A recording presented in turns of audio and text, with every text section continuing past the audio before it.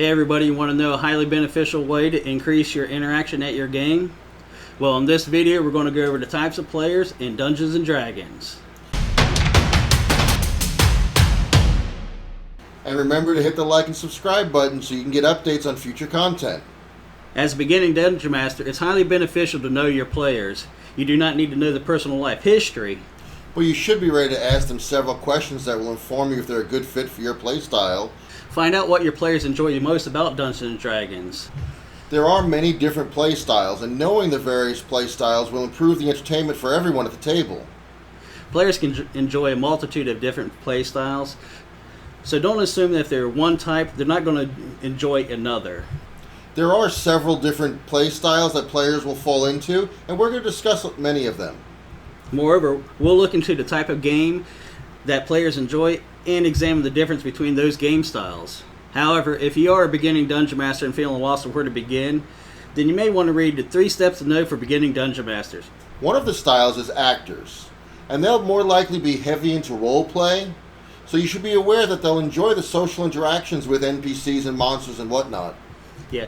Therefore, you should encourage them by giving them opportunities to develop their characters' personalities and backgrounds through interaction with NPCs. Integrating role-playing elements and descriptive narrative into combat, additionally incorporating elements from the character background into your campaign will fully develop the actor playstyle. There's also explorers. These players are fascinated by exploring the world in great detail. Yeah, they are the ones that will want to explore ruins or other exotic locations. Engaging these players with treasure maps or lost civilization locations will pique their interest. Also, you can reward them when they take the time to explore new areas. You can provide them with rich descriptions of the environment and use maps and props to provide an added bonus at your game table. Explorer players will also enjoy learning about cultures and various monsters. Therefore, provide them with secrets of these monsters. This type of engagement will bring out the explorer in your game and provide you some interesting quests along the way. Instigators are the players that make things happen when they want to pick up the pace or make a change that is going to add excitement to the table. Yeah. While some Dungeon Masters dread dealing with these types of players, however, if you are good at reacting to the unknown or out of the ordinary, these players can bring your game to great heights. Instigators love the idea of their actions changing the environment. Intrigue instigators by placing things into your adventure that will tempt them. Many times this will place your group in a predicament. Moreover, challenge these players with encounters with NPCs who are just as unpredictable, and they will give the instigator added fun at the game. The fighter play style is the one that loves the thrill of combat and the challenges that it brings their character. These players are thrilled to hear the epic descriptions of their characters laying waste to the enemy, either through pure melee carnage or spell onslaught. So lay it on thick with these guys. Bring the combat to life. But be mindful though, these players will look to start a fight quick and rarely give your villain NPC the opportunity to speak before engaging in combat. Provide the fighter playstyle with an unexpected combat or throw a large amounts of weak monsters at them, so the carnage they wreak will have them on the edge of their seat. This brings us to the Dungeon Master's favorite, the Optimizer or Min-Maxer. This is the type of player who enjoys creating the best possible build for themselves, creating a finely tuned killing machine. These players can make other players feel inadequate in combat. However, don't shy away from these players. They can provide experience to the table and help newer players. Although, be mindful, the Optimizer is fun for a short while, but in the long run, they can become dull because the challenges of combat become harder to judge if you have a decent-sized party of Min-Maxers. You can keep the Optimizer engaged by using magic items that they are interested in as adventure hooks. Additionally, provide encounters that make their character shine and provide a steady access to new spells or abilities. Also, there's the Inquisitive player. They enjoy riddles and complex NPC plots. Yeah, these players like to come up with plans that can provide an easy outcome to a previous difficult situation. Moreover, they will like to scrutinize NPCs and look deeply into the background of NPCs to better understand what the primary motivation of that NPC is.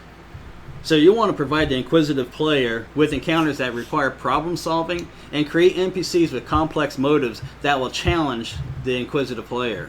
You can reward the inquisitive player by allowing a well thought out plan to grant an easy win for the players, or increase the treasure reward when the problem solver devises a creative way to overcome an objective. The inquisitive player works well with the explorer and can come up with some interesting quests on their own. And that brings us to the storyteller. This type of player is not the dungeon master, but it's a player that truly relishes in the tale. The storyteller appreciates it when their character's background are part of an ongoing campaign. Storytellers also look to further drive the narrative within the campaign by expanding an overarching plot. So provide storytellers with encounters that are plot driven by enhancing the story in some way. Allow the character's actions to guide the campaign and give your NPCs ideals, bonds, and flaws. This will provide the storyteller information that they could exploit. Storytellers and actors work very well together, and they'll provide opportunities that you may not have thought of. So why is it important to know your player's style? It is important to know your players' styles. That way you can adapt your campaign to fill the needs and wants of those players. It will also help you determine the type of game that your players want and minimize conflict. Do they like the hack and slash style of adventure, or are they more interested in the immersive storytelling aspects? Sometimes it is something between hack and slash and storytelling. Therefore, know the style of adventure so you can fit it to your players. So what kind of game is your player looking for? They could be looking for the hack and slash style of play. The hack and slash style rarely depends on character development and is more combat driven. Within this game, they do not expect any role play more than how the players are going to overcome a dungeon or a particular threat. Hack and slash games spend very little time in the town getting to know the community. The little time they do spend in town is they're selling their loot, replenishing their supplies, and looking for the next dungeon. The fighting playstyle and the optimizer usually fall within this category of gaming, although it's not always the case, and you should discuss it with your players at or before session 0. Then there's immersive storytelling. Those adventures delve deep into the rich environment of the world. Expect a good deal of interaction with NPCs and role-playing amongst the group. Have a plan, but be prepared to alter the course to match the player's activity. Remember, it is your world, but it is their story. This type of game relies more on character and NPC development than the statistics of the character. Many times you'll see a character take an action that's against the player's better judgment, but that's what the character would do. Political intrigue, negotiations, and player interaction is the primary focus of the immersive storytelling adventure. More often than not, though, the style of game at the table will be a combination of hack and slash and the immersive storytelling. The combination of both aspects keeps the game lively and the interaction at the table high. If the players are having fun, great. However, as previously mentioned, know your player's style and form an adventure style to match your players. When considering your own playstyle as a DM, look in the Dungeon Master's Guide on page 34, which has several good questions which you should ask yourself. Here are a few examples from the DMG. Are you a fan of realism and gritty consequences, or are you more focused on making the game seem like an action movie? Do you want the game to maintain a sense of medieval fantasy, or do you want to explore alternate timelines or modern thinking? Right. Do you want to maintain a serious tone, or is humor your goal? Even if you're serious, is the action lighthearted or is it intense? Which brings us to a question that all dungeon masters may ask themselves. Should you qualify your players to your game? As a beginner dungeon master, you may look into the possibility of qualifying your players. Of course, if you already have a group of friends that are looking to play, adapt to their play style.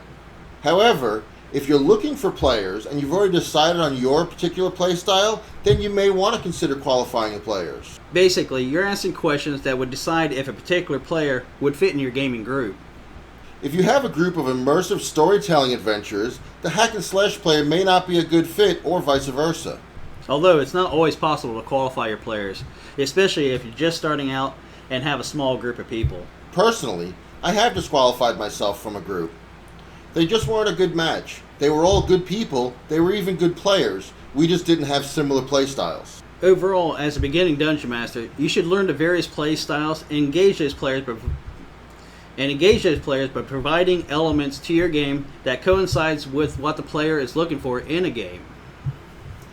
Implement challenges that work best for each play style, and your game will continue to grow as your players continuously provide their own input into the adventure.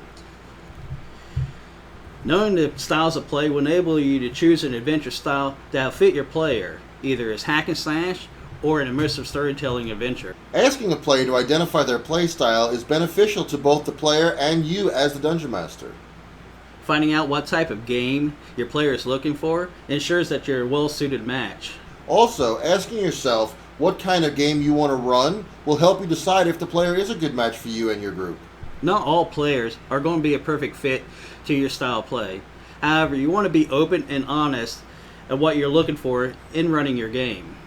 Although, be open to the possibility that the hack and slasher may enjoy the storytelling adventure. Yeah, they may surprise you. Now that you understand your players and are ready to take on the next challenge of creating adventures, check out the video 5 C's of being a good Dungeon Masters. Remember, if you like this video, hit the thumbs up and the subscribe button for future updates. Thank you, everybody. See you later.